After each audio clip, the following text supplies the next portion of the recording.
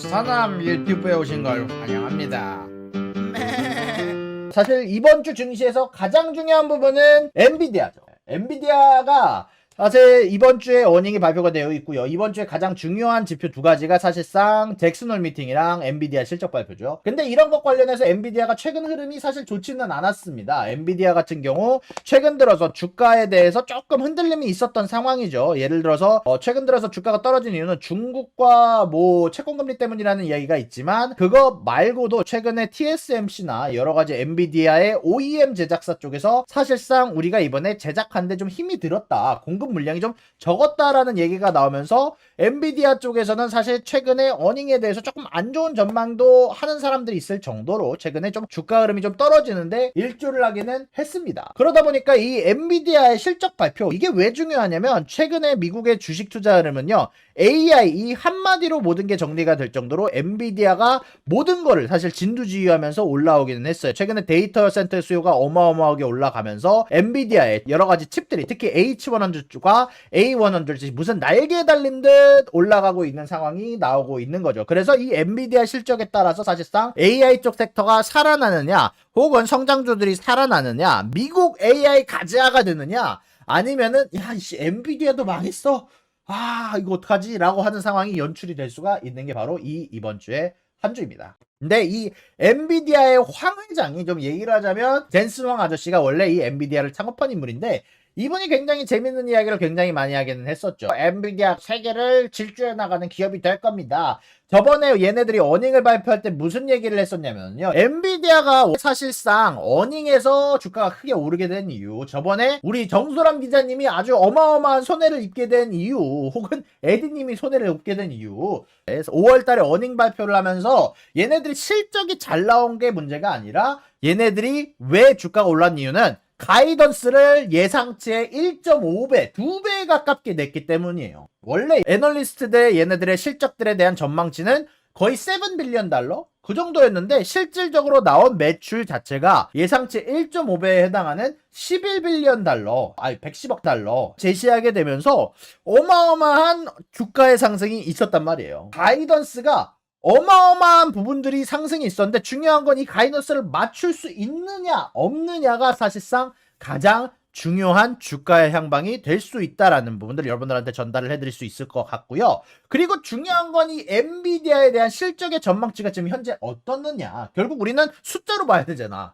제가 여러분들을 위해서 숫자 자료로 여러분들에게 준비를 해왔습니다. 자, 요거는 블룸버그에서 발표한 내용들 기준으로 제작이 되어 있고요. 미래 에셋에서 정리한 내용을 제가 여러분들에게 갖고 와서 따로 여러분들한테 알려드리는 내용입니다. 데이터 센터의 예상 매출은 이번 분기 예상 매출은 7.78빌리언 달러로 사실상 전분기 대비 82% 성장했을 것으로 예상이 되고 있고요. 그리고 게임 같은 경우는 2.4빌리언 달러로 사실상 7% 정도의 성장률이 있을 것으로 예상이 되는데, 근데 게임 같은 부분은 사실상 코인 관련한 부분도 포함이 돼 있다라고 아시면 됩니다. 이 코인 관련한 채굴 장비를 포함한 수요 자체가 게임 쪽이 사실상 최근에 안 좋은 부분들이 있었기 때문에 아쉽지만 성장률은 7% 가까이만 성장할 것으로 예상이 되고 있고요. 전문 식업과 장비, OEM, 자동차 장비들도 성장을 하긴 했지만 사실상 데이터 센터와 게임 쪽 관련한 매출을 제외를 한다면 사실상 나머지 매출은 굉장히 미비한 상황이다라고 여러분들한테 알려드릴 수 있을 것 같아요. 근데 여기에서 가장 중요한 부분은 뭐냐? 데이터 센터. 데이터 센터의 매출 성장률이 82%다. 한 분기 만에 여러분들 성장이 82% 나오는 거는요, 진짜 어마어마한 상승입니다. 어마어마한 매출의 상승이 있었던 거야. 이렇게 82% 성장을 하면은 사실상 제가 봤을 때 지금의 주가가 과하진 않아요. 근데 이게 만약에 유지할 수 있느냐 유지할 수 없느냐가 가장 중요한 관점인데, 근데 이렇게 11.04빌리언 달러에 대한 블룸버그의 매출 예상치가 있기는 하지만 이거는 지금 월가의 애널리스트와 비슷하거나 소폭 낮은 수치라고 여러분들한테 전달을 해드릴 수 있을 것 같고요. 그리고 이 실적 자체는 엔비디아가 준 가이던스보다는 높은 수치다라고 여러분들한테 얘기를 해드릴 수 있을 것 같은데, 자, 근데 중요한 거는 이제 이렇게 매출에 대한 예상치가 나왔기는 했지만, 진짜 엔비디아 수요 괜찮은 거 맞아. 앞으로 중국 관련해서 수출 제한이 있을 텐데 중국 관련한 매출이 엔비디아 전체 매출의 22%란 말이에요. 최근에 바이든 아저씨가 패권 전쟁 때문에 중국의 AI 투자를 막아버렸단 말이에요. 어떻게? 엔비디아, 야, 니네가 파는 H100, A100 칩 팔지 마라고 얘기를 했기 때문에 이 엔비디아 쪽에서, 야, 그러면 안 돼. 니네들이 그 수출 제한시키는 거 미국 쪽 기업의 성장을 막는 일이야 라고 얘기를 할 정도로 이런 부분들이 사실상 엔비디아 전체 매출에 악영향을 줄 가능성이 충분히 존재하기는 합니다. 근데 문제는 말이에요. 엔비디아가 그래서 뭘 했냐면은 H100의 수출을 금지를 하니까 우리가 가진 칩을 다운그레이드 시켜서 H800 칩을 만들면 되겠다. 중국 전용으로 싸구려 칩, 구린 칩을 만들자라고 얘기를 했단 말이에요. 그래서 얘네들이 아주 똥줄이 타가지고 오케이 우리 그거 살게 하면서 그 구린 칩이라도 바이두 뭐 텐센트 알리바바에서 사갔는데 문제는 이번에 미국에서 한 번 더 막았어요. 뭘 했냐?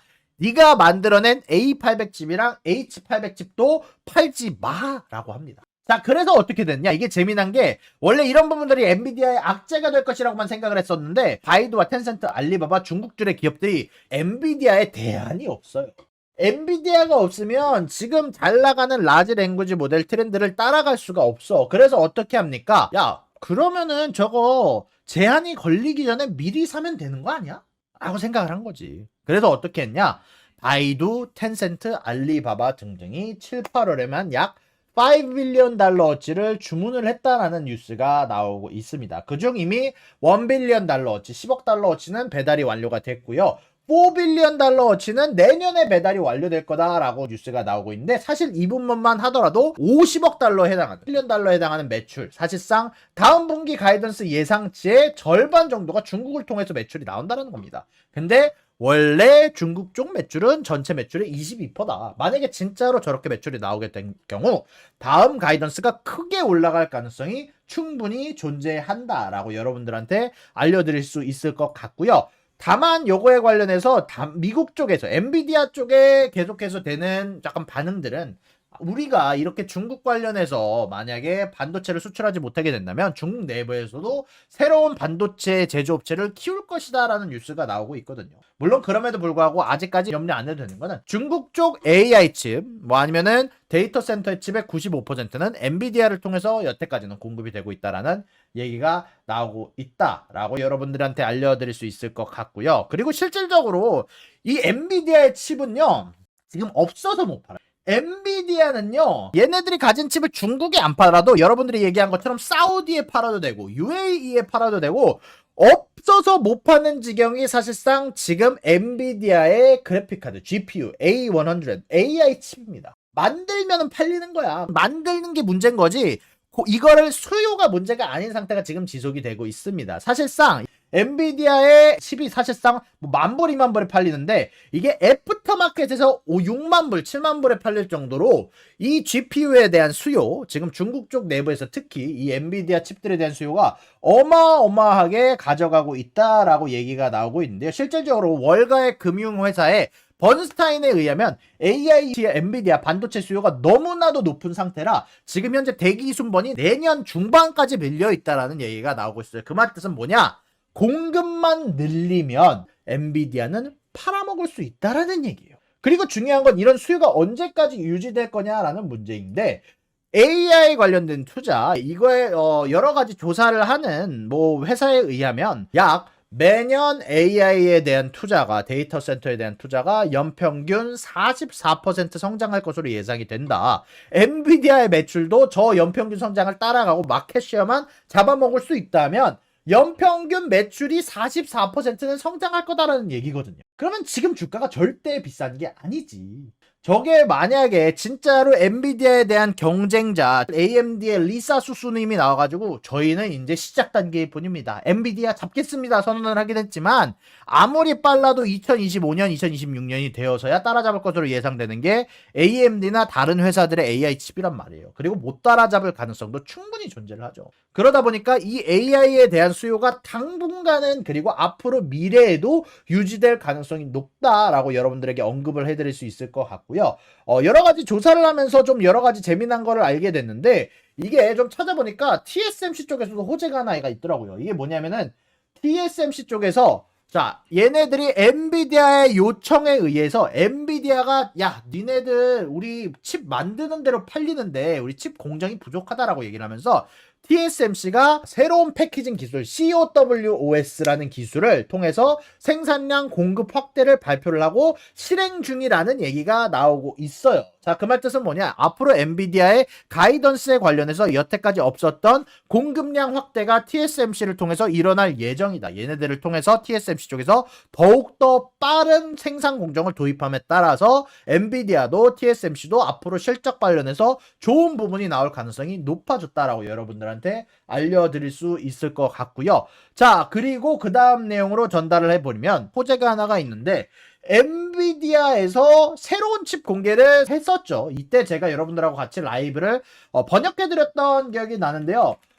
이게 엔비디아가 사실상 이 GH200이라는 칩을 통해서 앞으로 데이터 센터 관련한 혁명을 갖고 올 거라고 얘기를 했어요. 아직까지 생산이 되고 있지는 않은데 얘네들이 H100 칩이랑 G100 칩을 합쳐가지고 GH200 칩을 만든다라는 얘기가 있는데 만약에 이렇게 CPU와 GPU가 경합된 이렇게 연합된 경우가 나온다면 만약에 GH200이란 칩이 나오게 될 경우 여태까지보다 훨씬 더 높은 AI 관련된 컴퓨팅 파워를 만들 수가 있고요.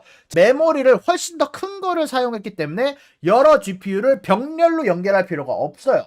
여러 그래픽카드를 같이 합쳐서 쓸 이유가 없어. 그러다 보니까 이 AI 모델링에 생성형 모델을 만드는 데 들어가는 비용이 크게 줄어들 거다. 이게 어느 정도냐?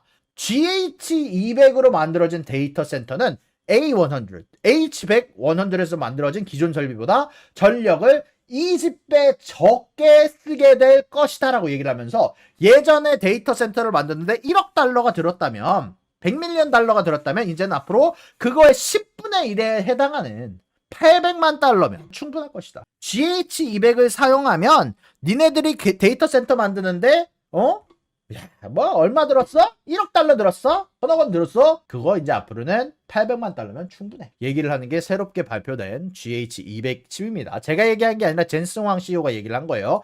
그러면은 저거 앞으로 데이터 센터를 싸게 만드는데 엔비디아 그래픽 카드에 그럼 악재 아닌가요? 앞으로 가격도 뭐 싸게 나올 것 같고 앞으로 싸게 데이터 센터를 만들 수 있으면 그러면 앞으로 투자에 대한 수요는 정해져 있고 그럼 가격이 떨어지게 되는 건데 그럼 악재 아닌가요? 라고 생각하실 수 있어요. 사실 전 그렇게 생각을 했거든요. 데이터 센터 만드는데 만약에 좀 돈이 적게 들기 시작하면 악재 아니야? 라고 생각을 했는데 그게 아닌가 봐요.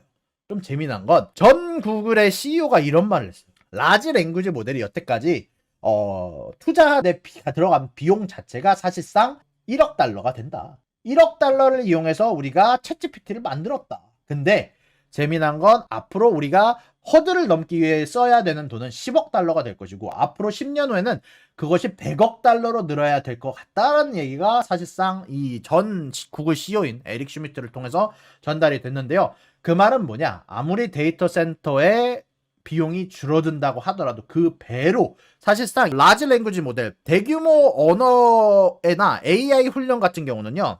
가면 갈수록 이거를 모델링하는 게 쉬워지는 게 아니라 AI를 트레이닝 시켜주는 게 요게 그 테슬라가 여태까지 자율주행을 못하는 부분들이랑 관련이 있는데요. 테슬라 같은 경우는 자율주행을 몇 년 전부터 내년이면 돼, 내년이면 돼, 내년이면 되는데 이걸 못했죠. 그래서 일론 머스크가 최근에 인정한 게 있어요. 뭐냐?